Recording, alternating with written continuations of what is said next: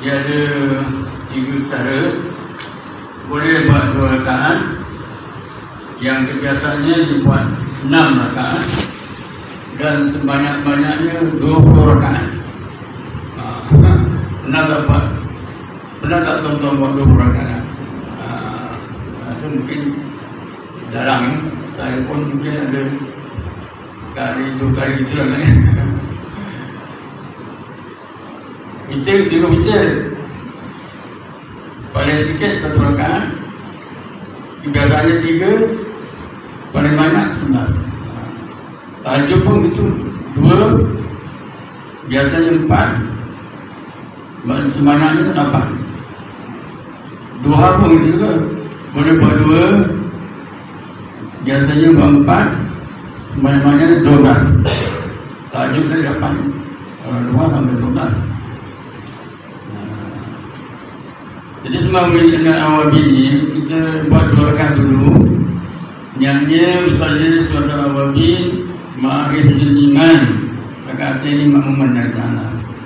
Saja aku sembahyang sunat awabin serta memelihara iman. Ya, saja aku sembahyang sunat awabin serta memelihara iman, 2 rakaat makmuman tidak tanah. Lepas baca Fatihah, baca Qul Huwallahu 6 kali, Qul A'udzu Falaq 1 kali, Qul A'udzu Binas 1 kali. Baca rukuk, tidak sujud. Lepas bangun rakaat yang kedua, lepas baca Fatihah, baca Qul Huwallahu 6 kali, Al-Falaq 1 kali, An-Nas 1 kali. Boleh? Itu 2 rakaat yang lalu. Lepas itu kita bangun lagi buat 2 rakaat. Niatnya saja aku usalli sunnatal awabin. Rakaat ini makmuman ta'ala. Saja aku sembahyang sunat awabin, 2 rakaat makmuman ta'ala. Tadi awabin serta mengenal. Yang ini pula saja aku sembahyang sunat awabin saja, 2 rakaat. Jadi saya cadangkan baca rakaat pertama lepas Fatihah wal asri, wal asr. Rakaat yang kedua lepas Fatihah saya cadangkan baca idza jaa. Rakaat pertama wal asri, rakaat kedua idza jaa nasrullah billah. Itu yang kedua. Yang ketiga kita bangun lagi 4 rakaat. Usalli sunat al-awabin ma'al istiharati. Rakaat ini makmuman ta'ala. Saja aku sembahyang sunat awabin serta istiharah. Saja aku sembahyang sunat awabin serta istiharah. 2 rakaat makmuman ta'ala. Rakaat pertama lepas Fatihah baca Qul ya ayyuhal kafirun sampai habis. Rakaat yang kedua lepas Fatihah baca Qul Huwallahu ahad sampai habis. Jadi selesailah 6 rakaat. Boleh? Kalau boleh tak payah ulang. Kalau kata nak ulang lagi, saya boleh ulang lagi. Boleh? Okey. Cara bacanya, saya cadangkan kita baca masing-masing. Tonton baca masing-masing, cara sir lah. Macam kita sembah hajat malam Jumaat tu, baca masing-masing. Bukan baca dengan kuat. Imam pun baca macam sembah hajat tu lah. Tahan ini. Jadi lepas kita sembahyang selesai, baru kita baca doanya. Dan kalau ada masa sikit, kalau saya boleh baca sikit, saya baca lah. Ada saya bawa kitab lah. Kalau agak tak sempat, kita terus mengisyak. Itu je lah. Sekian. Assalamualaikum warahmatullahi wabarakatuh. Assalamualaikum warahmatullahi wabarakatuh. Bismillahirrahmanirrahim. Alhamdulillahirabbil alamin wassalatu wassalamu ala asyrofil mursalin sayyidina Muhammadin wa ala alihi wa sahbihi ajma'in. Rabbi shrah li sadri wa yassir li amri wa hlul 'uqdatam min lisani yafqahu qawli. Wala hawla wala quwwata illa billahil azim. Sidang jamaah rahmati Allah. Berdahulu saya bersyukur kepada Allah Subhanahu Wa Taala kerana dapat hadir di surau pada malam ini, dan jalan pun alhamdulillah tak ada jam lah malam ni Dan juga saya minta maaf lah kalau penyampaian saya ni tak berapa baik lah, pasal faktor umur saya pun dah masuk 83 tahun. Badan pun dah lemah, lutut pun dah lemah. Segala-galanya orang kata dah waktu asar lah dah dekat maghrib lah. Jadi mudah-mudahan kita semua Allah kurniakan kita kesihatan, rezeki yang baik, yang halal, dan juga kita tidak sampai peringkat nyanyuk. Ada doanya tuan-tuan kita baca kalau tak nak nyanyuk lah. Ada dibaca dalam hadis, dalam doa Rasulullah Allahumma inni a'udzubika apa?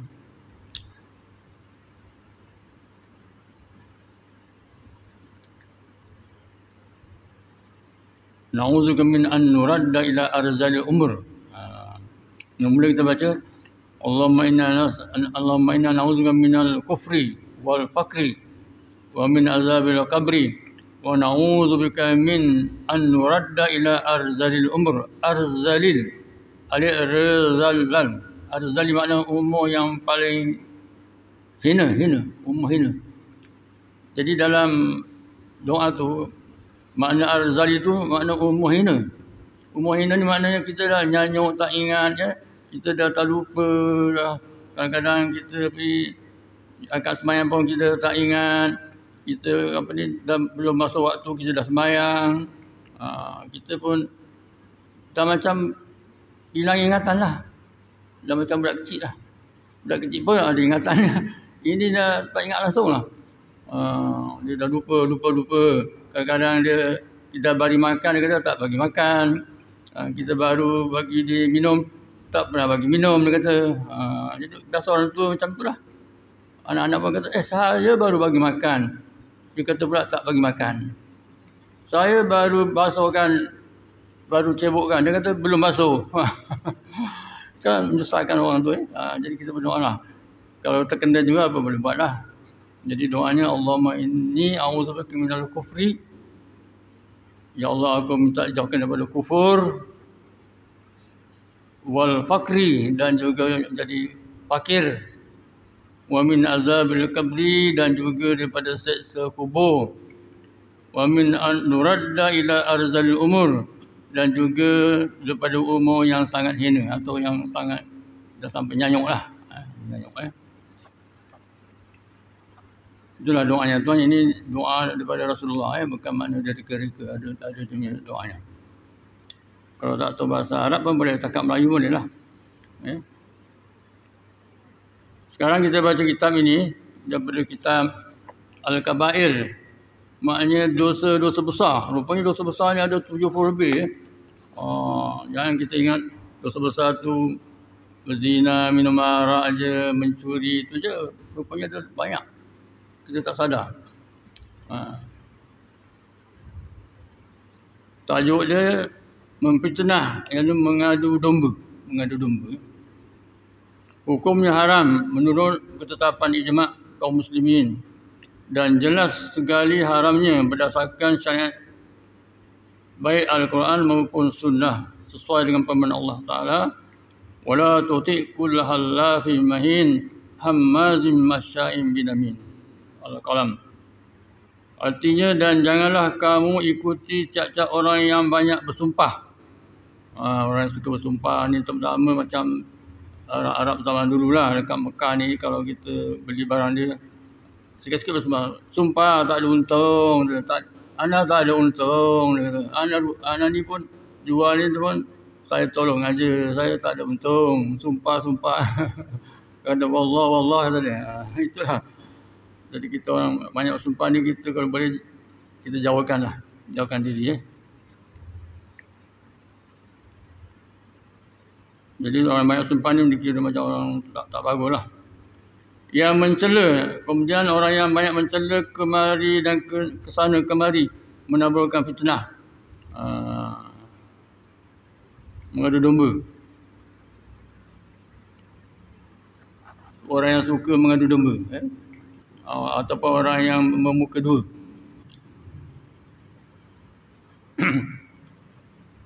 Sabda Rasulullah SAW, la yadkhulul jannah namam, rawahu Syekhan, hadis sahih. Tidak masuk syurga orang yang suka memfitnah ataupun yang suka mengadu domba. Siapa yang ada sifat ni, hendaklah dibuang. Kalau tak, nanti dia kata tak masuk syurga. Jadi maknanya kadang-kadang kita ni terperangkap kan. Dia datang jumpa kita. Dia kata, si Anu tu ngata awak ni tahu. Dia kata, ataupun dia kata, si Polan tu memang tak bagus lawannya. Orang tu tak guna lah. Kita pun nyampuk. Dia tu memang tak guna lah. Dia tu memang tak guna punya orang. Tiba-tiba cakap kita ni disampaikan pada orang tu pula. Dia kata, kita ni, si Anu ni cakap engkau begini. Padahal mula-mula dia kata si Polan tu tak bagus. Kata si A dengan B lah katakan. Dia kata, si A ni cakap dengan kita, si B tu tak bagus lawannya, begitu, begini ya. Kita pun kata, memang dia tu tak guna lah. Dia memang orangnya memang tak bagus lah. Kita ingat, maknanya kawan kita lah. Rupanya, bila dia jumpa orang tu, dia kata, kita pula ngata dia. Semalam saya jumpa, dia kata engkau lah tahu. Dia kata engkau tak bagus. Ya Allah. Jaga-jaga sikit orang macam ni. Kadang-kadang kita ingat, wah ini bagus ni, dia maknanya kita kawan lah kan. Kita pun, memang tu, memang dengar-dengar itulah, memang dia tak bagus lah. Sekali pula dia beritahu orang tu, kata, kita kata dia pula. Dah kita dengar dulu, dah macam, ya, gaduh lah kan. Banyak berlaku macam ni. Banyak berlaku. Jadi dekat sini ada hadis yang katakan ada orang ni, kata Rasulullah, diazab dalam kubur. Diazab dalam kubur. Bukan dia buat dosa lain. Dia tak buat dosa lain. Tapi ada dosa, dia kena azab. Diseksa. Dia bukan buat dosa besar. Tetapi sungguhnya itu termasuk salah satu dosa. Iaitu yang pertama, kerana tidak bersuci dengan bersih, kencing. Itu sebab kalau kita buang air kecil, kita kena berdeham-deham supaya dia keluar betul. Silakan kita atau batuk, kita batuk-batuk. Selain daripada kita urut lah, kalau lelaki lah diurut lah. Termasuklah kalau macam kencing kena seluar kita. Kita kencing, mercek kat seluar, kita bawa semayang, itu pun masuk. Sebab Sayyidina Abu Bakar, dia tak pernah pakai pakaian yang dia masuk tandas. Saya tengok budak-budak sekarang, ya Allah, itulah masuk tandas, itulah pakai berak, itulah pakai semayang, itulah pakai itu, pakai ini. Kita kalau masuk tandas pakai seluar pun, kita ada cara supaya tak mercek, kita buka lah. Kita buka, jangan kita lipat-lipat gitu je. Kita buka betul, gantung ke. Jadi selamat kita punya seluar tu selamat lah daripada terpecik. Jadi kalau kita terpecik pakaian kita pakai sembahyang, dah lah sembahyang kita tak sah, kena azab lagi kat kubur. Jadi kena jaga-jaga lah. Ya. Itu yang pertama tadi. Dia kencing tak bersih, tak cebok dengan bersih, ya, ataupun mercik kat pakaian dia. Yang keduanya kerana dia tu berjalan dengan menyebarkan fitnah. Tu kita cakap sana juga sini. Sekarang ni pula, ya Allah, berita-berita dalam internet ni, dalam Facebook, dalam TikTok. Ya Allah, macam-macam cerita, diburuk-burukkan orang, diaibkan orang, dibuka rahsia orang. Ya Allah, ini sekarang zaman Zaman sekarang betul-betul zaman akhir zaman dah. Zaman orang kata zaman dunia dah hampir kiamat lah. Macam fitnah-fitnah ni, berita-berita aib-aib orang ni dah hari-hari keluar dalam handphone ke, dalam macam mana lah. Macam perkara biasa pula.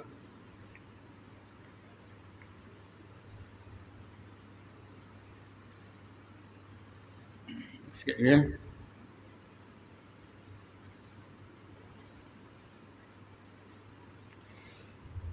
Saya tak baca dan demi hadisnya kena panjang ya. Jadi saya baca demi arti saja.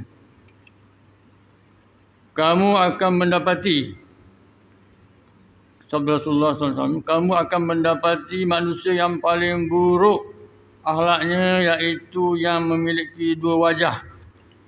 Makna munafik, orang yang dua wajah, bermuka dua. Ini munafik. Kamu akan mendapati manusia yang paling buruk akhlaknya atau buruk kelakuannya, iaitu yang memiliki dua wajah ataupun munafik, yang datang pada segolongan dengan satu wajah dan datang pada golongan lainnya dengan satu wajah. Maknanya macam dulu kalau wajah munafik agama gitulah. Dia semayang sama-sama semayang, dia masuk masjid sama masjid, rupanya zahir saja Islam, sedangkan hakikatnya dia tu bukan Islam. Sekarang kata dah dekat Mekah ni dengan cerita lah, Madinah, orang kafir pun dah berkeliaran sana, orang yang bukan Islam. Sama ada betul atau tidak, kita tengoklah siapa penggemar ni boleh tengok. Dekat kawasan Masjid Nabawi tu kita boleh nampak orang-orang yang bukan Islam ni pakai seluar pendek, dia kata. Wallahualam. Dia Mekah ni pun, ya Allah, orang kata tak tahu apa nak jadi. Dia perubahan tu dah masuk macam dah pengaruh dunia barat, ke baratan.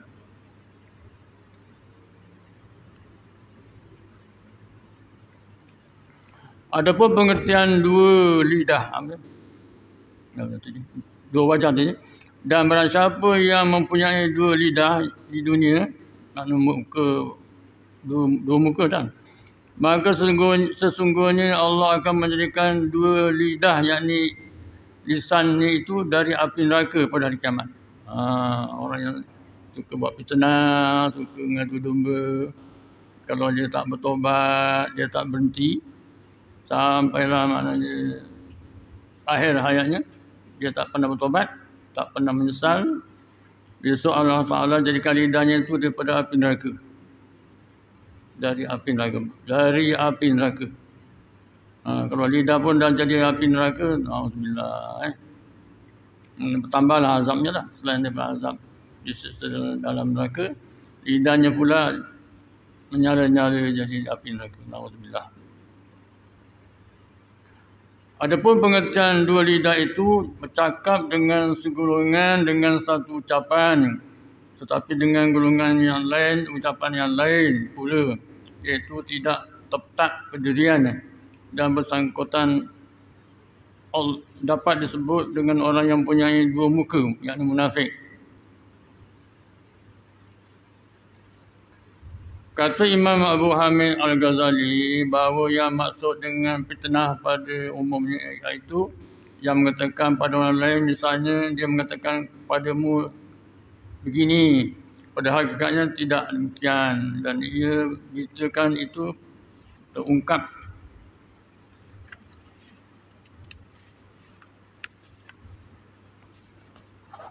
Padahal yang diungkapkan itu tidak setuju dengannya, jika rasanya diungkap, baik yang diberitakan yang diajak berbicara ataupun pihak ketiga atau berbicara sendiri. Dah masuk Islam ke? Ya? 3 minit. Lagi 3 minit? Hampir tahu ya.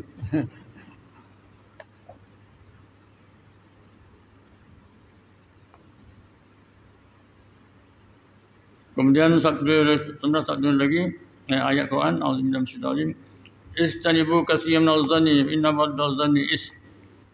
Jauhilah olehmu banyak-banyak bersangka, kerana sesungguhnya sebahagian dari sangka itu ialah dosa. Kita jangan sangka-sangka orang. Kita tengok orang tu begitu, kita terus mengatakan begini, ataupun orang buat berita kita tak percaya, kita pun ya tak sangka pula dia begitu ya. Jangan. Terutama orang yang fasik ni buat berita ni, kita kena siasat betul-betul, jangan terus percaya bulat-bulat.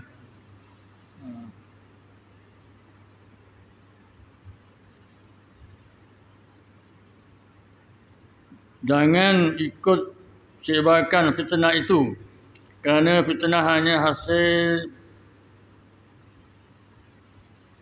memantai-mantai. Tetapi sebaiknya periksa dulu akan kebenarannya, kerana firman Allah Ta'ala yang maksudnya jangan kamu mencari-cari kesalahan orang. Jangan kamu menjadi fitnah. Jangan kamu menjadi fitnah. Dan janganlah menyetujui fitnah yang memang dilarang itu, dan jangan menceritakannya. Jangan kita terus percaya, terus setuju. Lepas tu kita pula, kalau sekarang ni dia kata disebarkan, di post apa orang panggil forward. Alhamdulillah. Kita pun numpang. Kita pun walaupun tak jadi permulaan tadi, tapi kita forward lah, kita pun jadi pahalanya sama. Pasal kita sebarkan.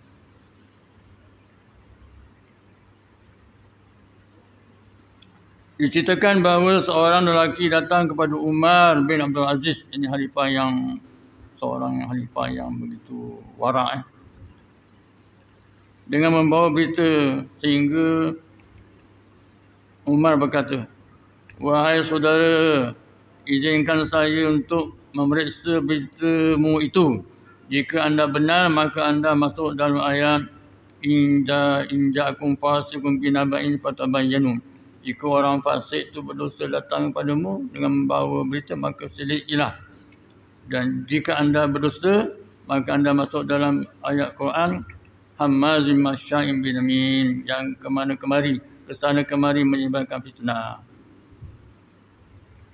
Jadi tuan-tuan, kalau ada orang bawa berita kepada kita mengatakan begitu begini, kita kena selidik dulu, siasat dulu, betul begini.